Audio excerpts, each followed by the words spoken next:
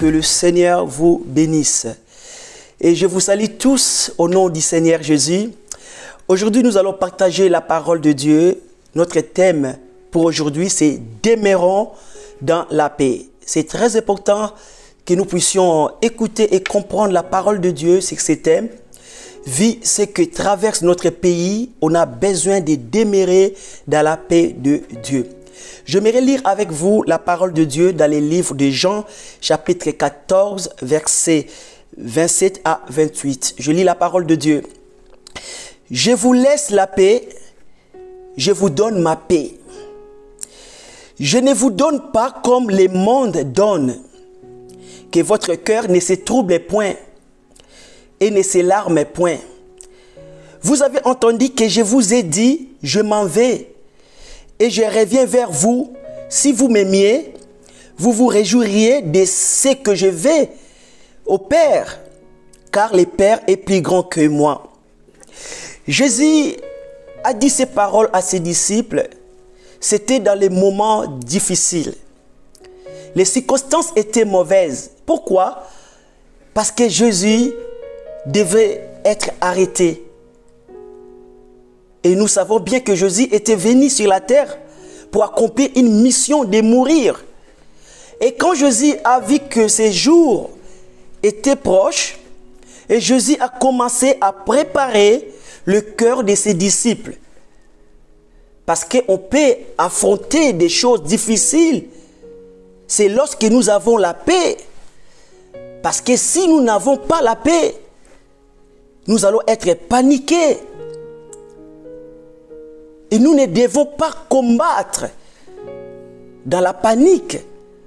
Et Jésus savait que son arrestation devait impacter ses disciples. Et Jésus dit à ses disciples, « Je vous laisse la paix et je vous donne ma paix. » Bien-aimés, c'est vrai que dans notre pays, aujourd'hui, nous traversons des moments difficiles et nous avons besoin de demeurer dans la paix de Dieu. À cet instant, il y a une voix qui résonne dans ton cœur. Et Jésus te dit, je te donne ma paix. Je veux que maintenant que tu puisses recevoir cette paix dans le nom de Jésus-Christ. Pour affronter ces temps difficiles, nous devons marcher avec la paix de Dieu. Jésus n'a pas dit, je vous donne la paix, mais il a dit, je vous donne ma paix. Donc cela veut dire quoi? Cette paix était en lui. Et cette paix venait de son esprit. Et Jésus ne nous la donne pas comme le monde la donne. Et là nous comprenons que le monde aussi donne la paix. Et la paix du monde est différente de la paix que Jésus nous donne. La paix du monde, c'est résume des choses que nous voyons. La paix du monde, c'est résume dans la possession quand on a de l'argent, quand on a des choses. Là, on dit, j'ai la paix. Mais la paix de Dieu, la paix de Jésus, c'est une paix de l'intérieur. C'est une paix de l'esprit. Parce que la parole de Dieu dit, dans les livres des Galates, chapitre 5, à partir du verset 22 à 23, je vais lire pour vous la parole de Dieu. La Bible dit, « Mais les fruits de l'esprit, c'est l'amour, la joie, la paix, la patience, la bonté, la bénignité, la fidélité, la douceur, la tempérance. La loi n'est pas contre ces choses. » Nous voyons là que la paix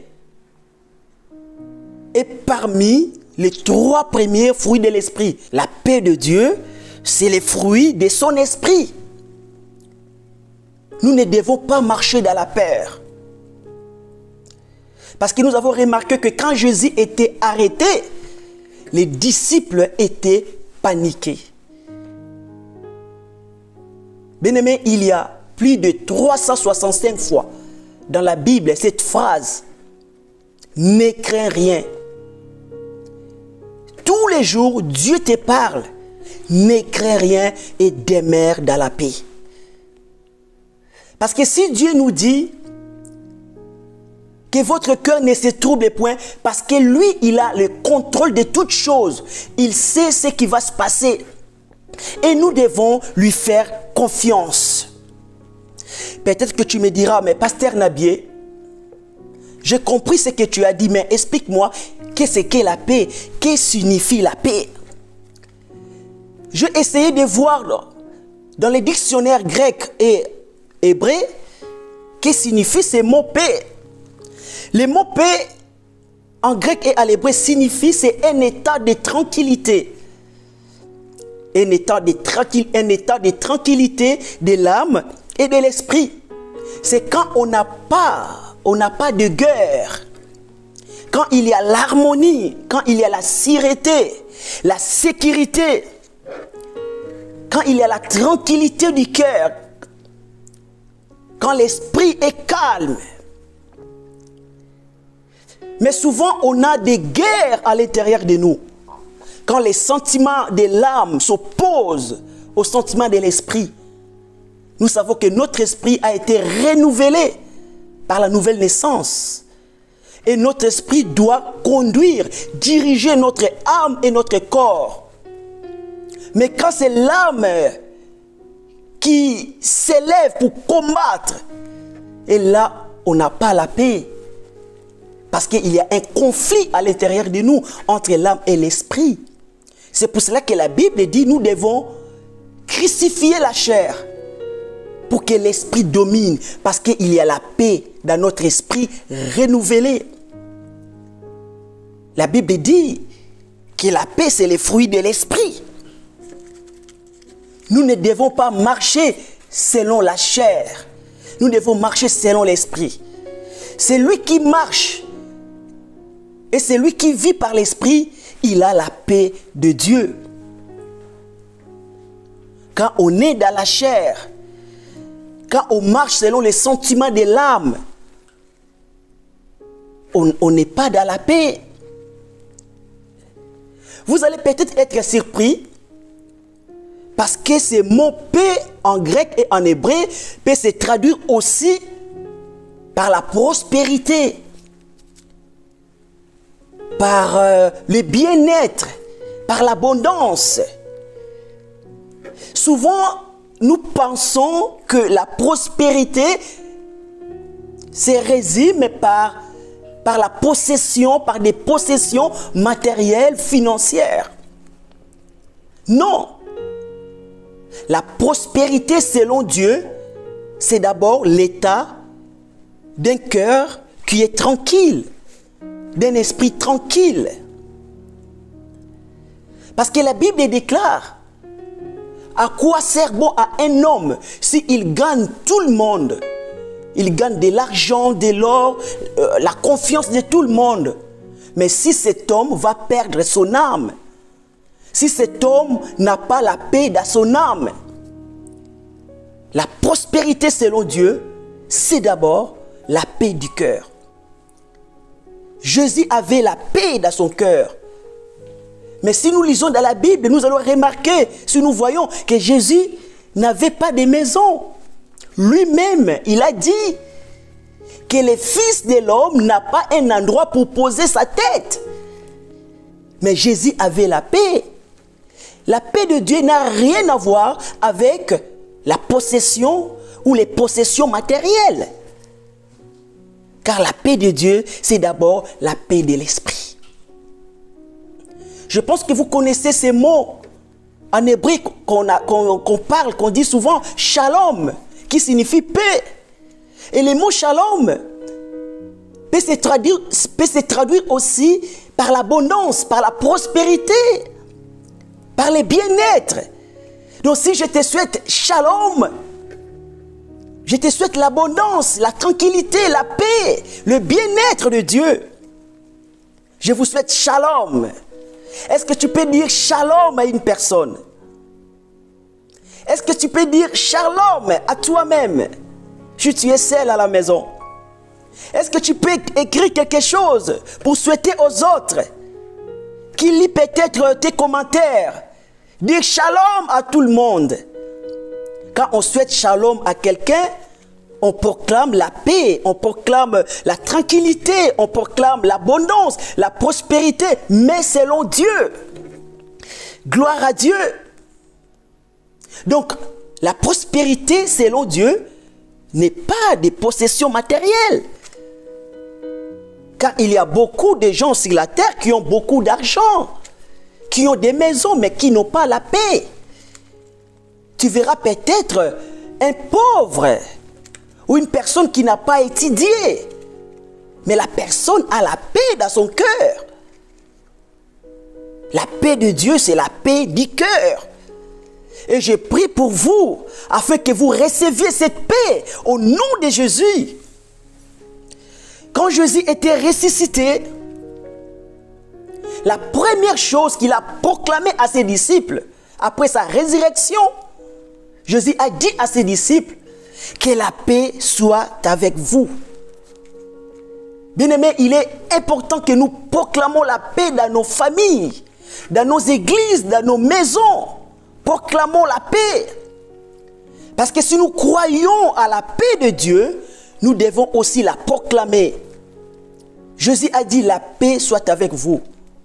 Parce que quand on proclame la paix de Dieu, et la paix de Dieu vient. La Bible dit dans les livres des Proverbes, Proverbes chapitre 10, verset 22, la Bible déclare, c'est la bénédiction de l'Éternel qui enrichit, et il ne la fait suivre d'aucun chagrin. C'est la bénédiction de l'Éternel qui enrichit, et il ne la fait suivre d'aucun chagrin. Le mot chagrin signifie quoi? Signifie douleur, signifie faire du mal, signifie une peine. La bénédiction de l'Éternel n'est pas suivie de douleurs. La bénédiction de l'Éternel ne fait pas du mal. La bénédiction de l'Éternel nous donne la paix du cœur. Bien-aimé, le Seigneur veut te donner cette paix. C'est une bénédiction. Gloire à Dieu. Jésus a proclamé que la paix soit avec vous. Je proclame sur toutes les personnes qui me suivent maintenant, recevez la paix de Dieu. Recevez la paix de Dieu dans le nom de Jésus-Christ. Plusieurs personnes pensent peut-être à leur avenir, à leur santé, à leur famille. Peut-être vous pensez à votre travail, à votre église, votre mariage et aux différents problèmes de la vie. Reçois la paix au nom de Jésus-Christ. Reçois la paix au nom de Jésus-Christ. La paix de Dieu n'est pas une exposition extérieure. La paix de Dieu est basée de ce que nous croyons. La paix de Dieu n'est pas ce que nous voyons, ce n'est pas ce que nous attendons. Qu'est-ce que nous voyons? Qu'est-ce que nous attendons? Les bruits de guerre, l'épidémie. Mais malgré toutes ces choses, nous avons la paix de Dieu à l'intérieur de notre cœur. Ne soyez pas troublés.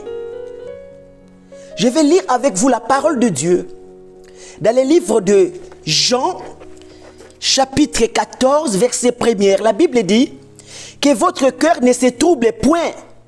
Croyez en Dieu et croyez en moi. Jésus nous dit que votre cœur ne se trouble point.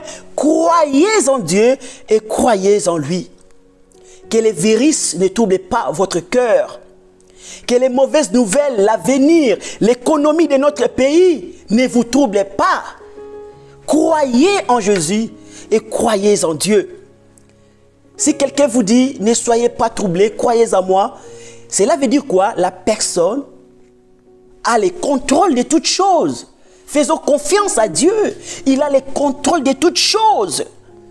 Ne soyez pas troublés, de ce que les prophètes racontent à gauche et à droite, de ce que les prophétesses racontent sur les réseaux sociaux. Croyez en Dieu. La Bible dit, n'ajoutez pas foi à tout esprit, mais éprouvez les esprits.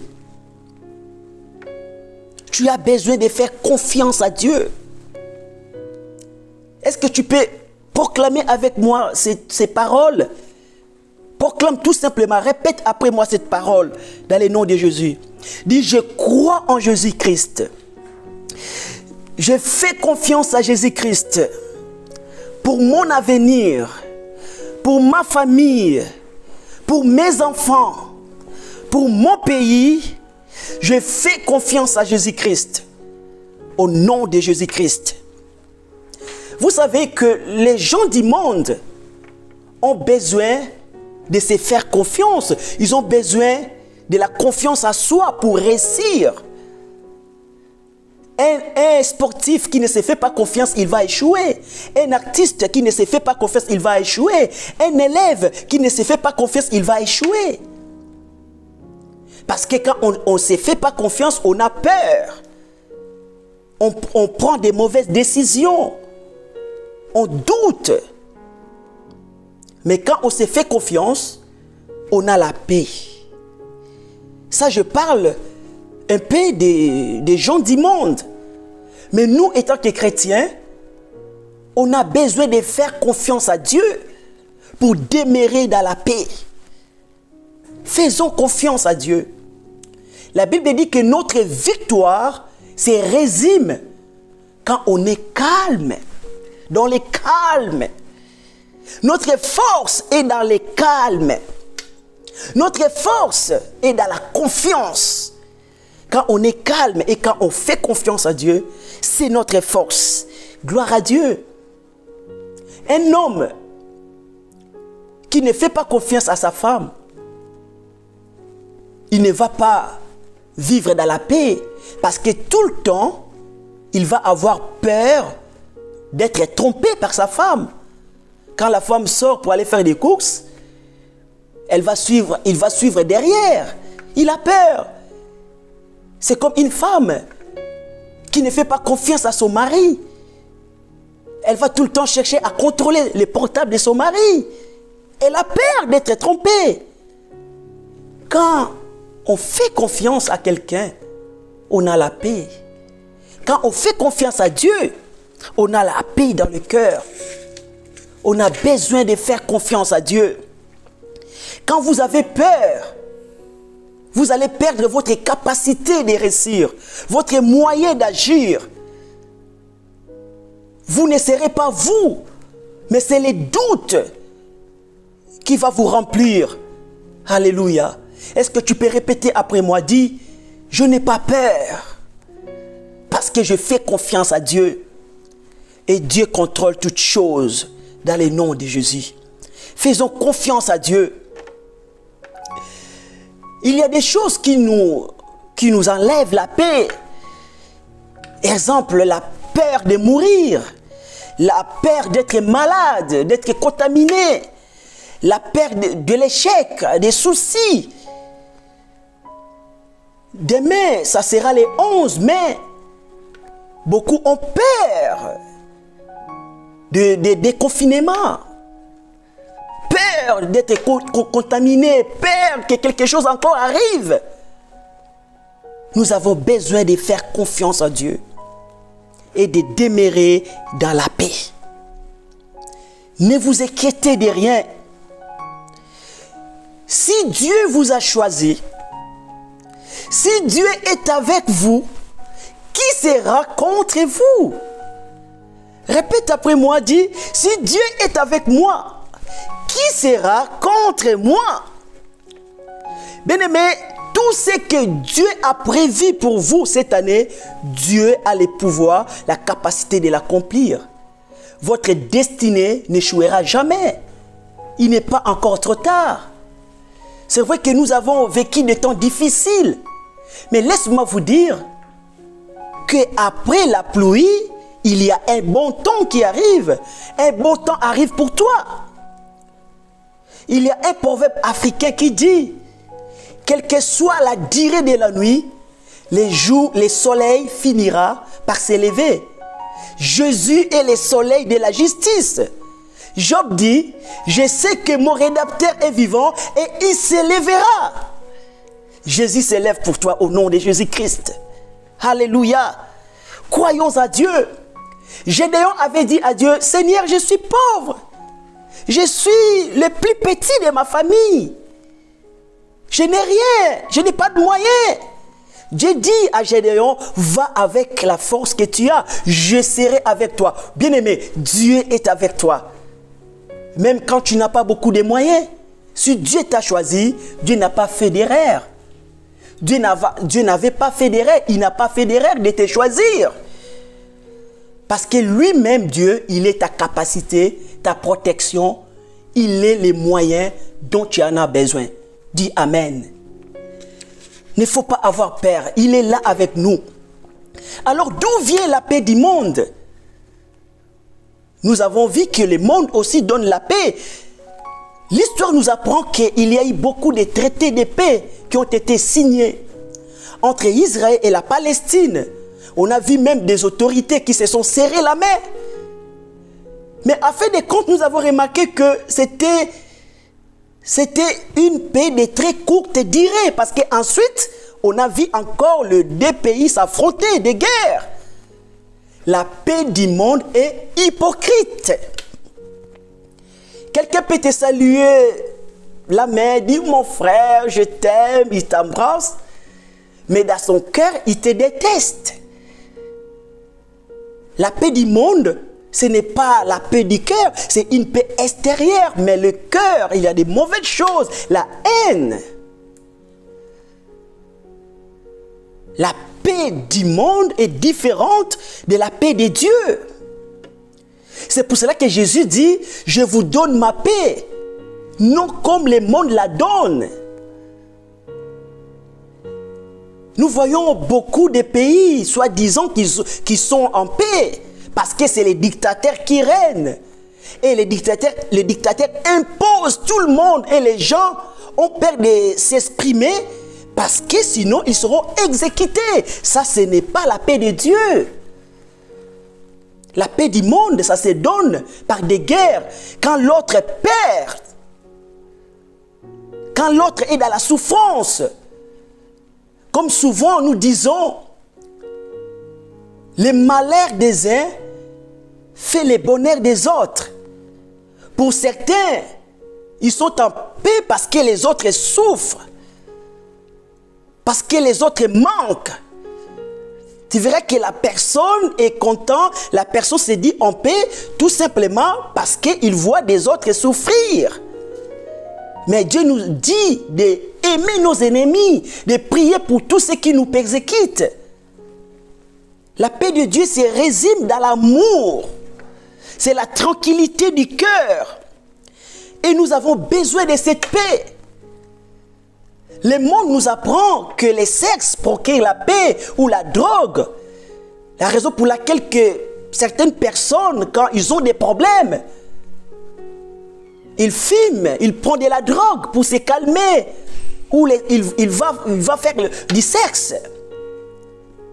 Et si tu as l'habitude de calmer ton mari par le sexe, c'est une fausse paix. Alors les jours où tu n'auras pas la capacité de lui donner le sexe, ça sera la guerre. La paix de Dieu, c'est la paix intérieure. Cela veut dire que même quand tout va mal, la paix reste avec nous. Parce que Jésus vit dans notre cœur. Et la paix que Jésus nous a donnée, ce n'est pas la paix du monde. Votre destinée n'échouera jamais parce que Dieu connaît les projets qu'il a formés pour vous. Demeurez dans cette paix. Il y a vraiment une grande différence entre la paix que nous voyons dans le monde et la paix que Dieu nous donne.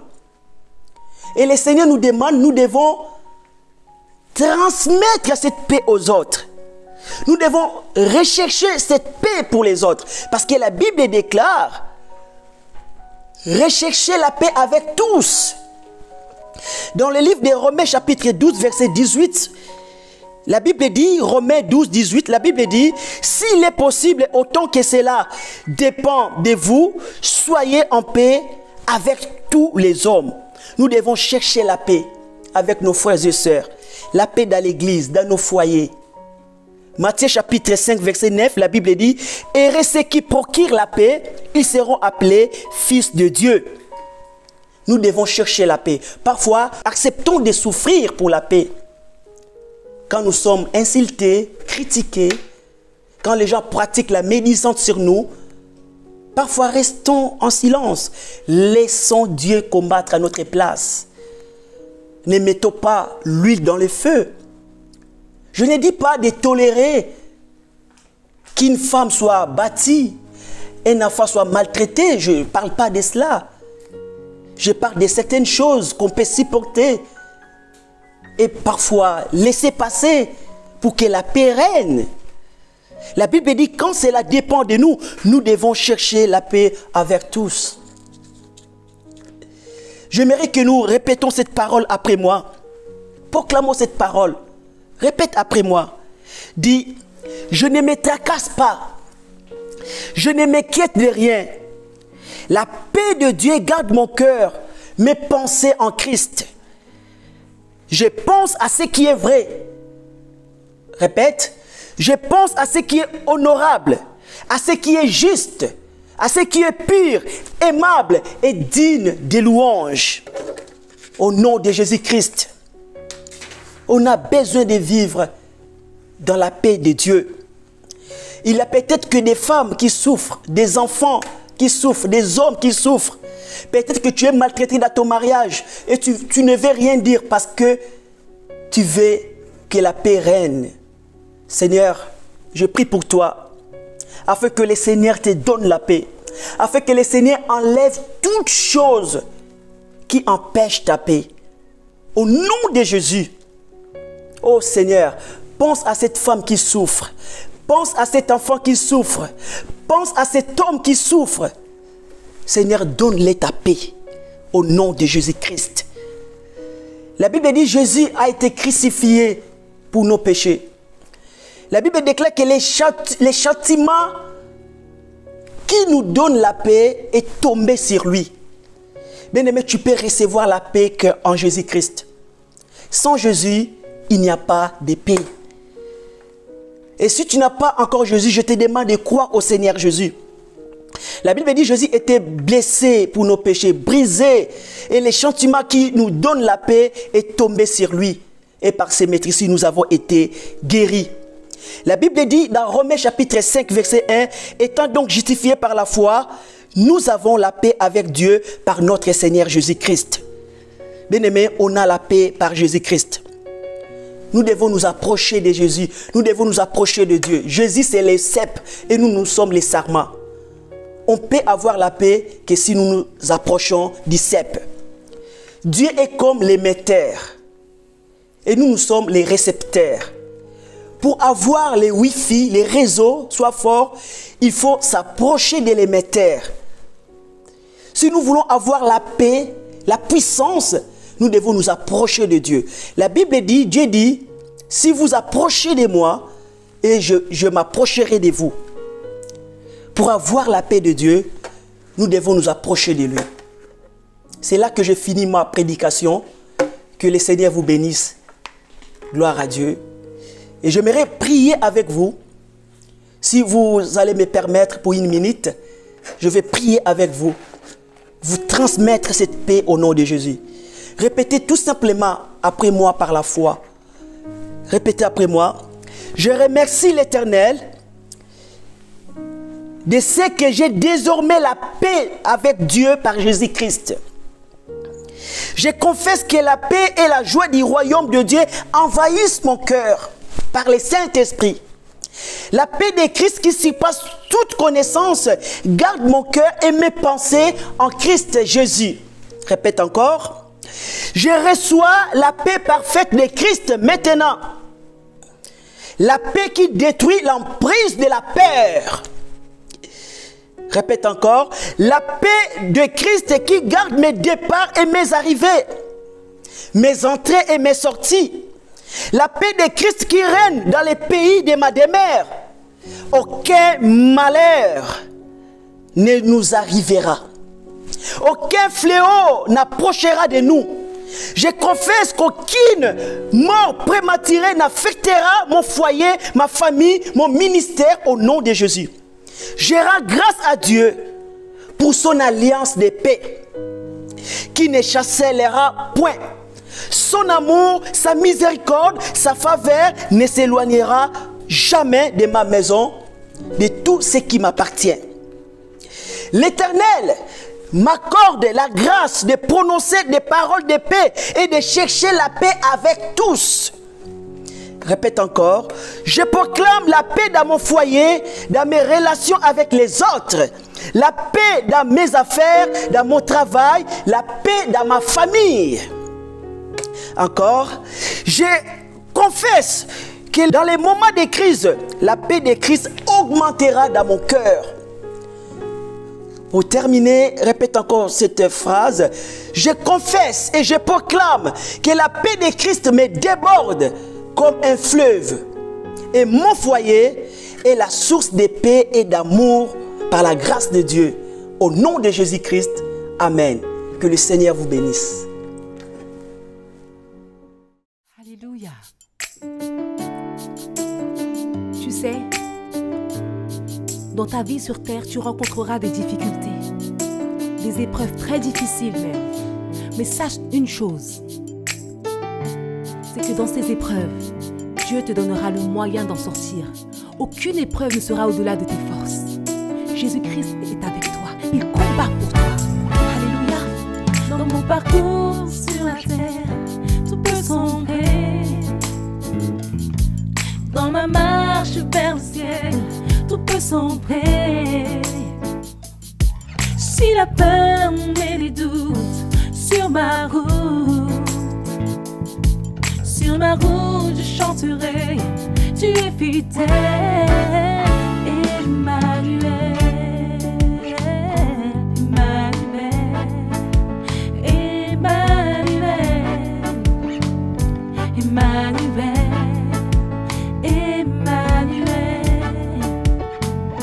Emmanuel, Emmanuel. Dans mon parcours sur la terre, tout peut sombrer. Dans ma marche vers le ciel, tout peut sombrer. Si la peur met des doutes sur ma route, je chanterai, tu es fidèle, Emmanuel.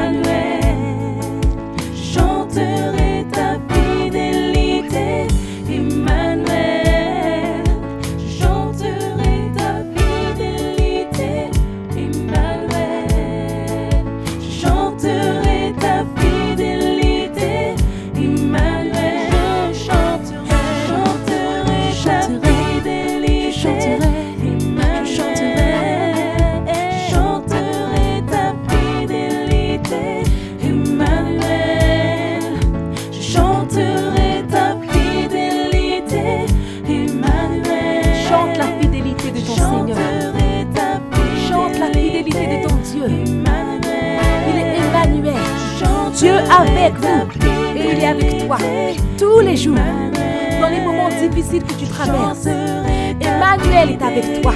Jésus-Christ est avec toi. Persévère. Il te donne sa paix. Alléluia. Emmanuel, je chanterai.